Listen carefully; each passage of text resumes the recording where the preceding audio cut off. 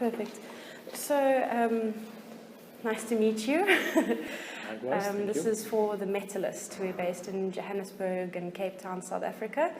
We're hoping to extend worldwide. So this is actually my first international interview. Congratulations. Thank you. So how does it feel? I know you guys are touring Powerwolf on this tour. How does it feel to tour with a band like Powerwolf? And it must be quite fun, I'd imagine. Yeah, all party guys, especially so on our bus. I don't know what's going on the Powerwolf bus, because we're driving different buses, you know. Okay. And we're on the bus with our Nogan, with the other support band, and of course with the bands you are on the bus, you socialize a bit more than to the headliner. That's but really cool. As far as what I've seen by now, they're all really great guys. That's really awesome. Really a smooth and nice tour. That's cool. You had fun so far. Hmm? That's awesome. I wish I could join you guys on all the shows. What is the meaning behind Xandria? What does it actually mean? You mean the name? The name, the band's name. It has no meaning. No meaning? It's just a name. Just a name? Yeah. That's a really cool name. How did you come up with it? It was in my mind just once in... I thought, let's have that. Once in a second, flashing by. And I thought like, oh, this sounds cool. Maybe I have it from Alexandria, the Egyptian city, but it's also existing as a word, but I was only learning that later when I already decided to use it as a band's name. I just like the mystic, enigmatic sound of the word, and this is also what I wanted to express with the music, the atmosphere I wanted to set. It's very cool. And because you guys have been around for quite some time now, I saw, like since I was very young. Do you have, from all this time that you've been in a band, do you have a favorite experience with fans or any gig that when you think about it really sticks out? When you're on the road for such a long time, you don't have just one moment. Yeah. Well, we are, as the band that we are now, as a continuous band, of course, with lineup changes existing since '99. Maybe you've seen '94 somewhere, but this was another band. Okay. That I also have been in there, but complete different members, and then it broke up, and then there was a break, and then I founded the band again, but just used the name because I still like it. That's why often you read it's existing since '94, but in fact it's not that true. Okay, yeah, it's more '99. I saw '94 and I thought it's more '99. I was 3 when you started. No, that's really awesome. Yeah, well, but in the beginning when we got our first record contract, everything was so overwhelming, like a dream coming true, and of course the downside of the business you only get to learn a bit later. In the first moments, it's just amazing. So we signed our first record contract, and then 1-2 years after, we went to South Korea for a big festival, and first album already hit the charts in Germany and stuff like that. It was pretty exciting for us. Because when you start out, you think this is my passion, and you don't see yourself. You always hope and dream in 10 years' time that you'll be touring, and then when it actually happens, wow. So that's really, really cool. Yeah, but of course we also had our forced break with the first Stinger change in 2008 until we came back with a new singer and a new album in 2012. So that was a 4 years break in which we really kind of were off stage. I think nobody was really having us on their mind any longer at that time.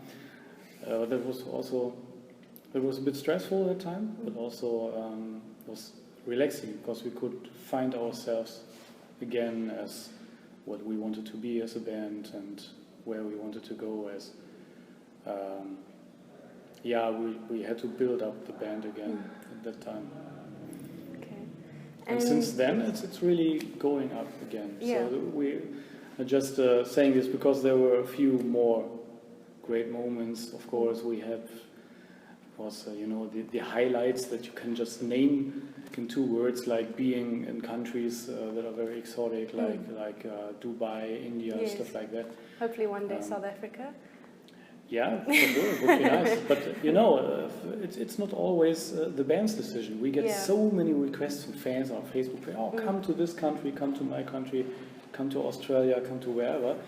But what the people don't see is that it's not the band's decision just where to go, because they also have local promoters to be interested in the band. And there has to be reasonable deals to go there, to not go completely bankrupt after doing something. And yeah, so it's not that easy. Of course, we want to go everywhere. Yeah, and we go everywhere where we can go, possibly in a reasonable way, you know.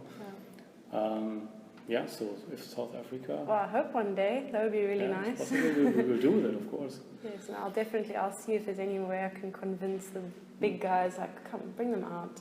Let's do a nice world tour. Of course, it would be nice to have some time also to do sightseeing. Yes, definitely. So, Cape Town, that's where I'm originally from. And you go to Cape Town, you look at Table Mountain and the beach and the wines. If you like wine, we have nice wines there. And South African wine is famous. I know about that. Yeah. Sure. And with the success of your last album and your EP, what can fans expect? And are you expecting to write anytime soon? Anything more? Or what can they expect in the upcoming months? Yeah, sure. We're already thinking about the next album. Awesome. But it won't be that quick. Okay, yeah, you got to think about it. Because we already have music written for it, but not all we want, and we want to take some time for it. That's also why we have released the EP, so to show the people, yes, we're still there. We still have the same singer and everything, you know. And but also we want the next album to be really huge, to be really the best thing we could ever do at this time, because we with the last album at that time it was what we wanted to do, but it was a very stressful time because we had that singer change, you know, from Manuela, the singer on Never's End, to Diana, who's the current singer. And at that time, the Sacrificium album was written and produced, and we had our minds everywhere, but not really completely focused on the album. Yeah. And in hindsight, we would say we would do a few things better next time, and this is what we will be trying to do. Okay. So taking our time to completely focus on the music, to dive into our own universe, and I'm sure the fans and myself included will be waiting, just waiting and waiting for that announcement. And then just the last question, just a little fun one. If you could go back in time to any musical era, what would it be and why?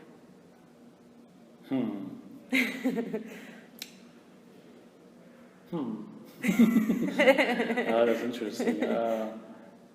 Maybe not that far away. Maybe just swing 60s in London, something like that. Yeah. I heard they have been rather stressful for some, but not that swinging, but but still an adventure. I think these times have been everything has been so new, and rock music has been really a revolution back then. Nowadays, it's not a revolution anymore. There is still excitement about it. You create atmosphere, you create fantasies with it, but it's it doesn't have that. Rock music doesn't have that fire anymore, as you know, as back then society it was impact. So new, and I also 60s and 70s. I'd go back there. I'm a big Pink Floyd fan, and so I would really go back when they had their first performances in underground clubs in London, and go there. That would be really cool. Yeah, that's awesome. Well, I don't want to keep you too long because I know you've got a busy day ahead, but I just want to say thank you very much for letting me interview you, and my first ever interview. Very welcome. I really thank you appreciate for your support. Always. I look forward to seeing you guys this evening. I'll be the one in the front screaming. I get very excited. So I'm on the right side. On the right side. Okay, I'll watch for you. You'll see me. I really appreciate it. Thank you very much.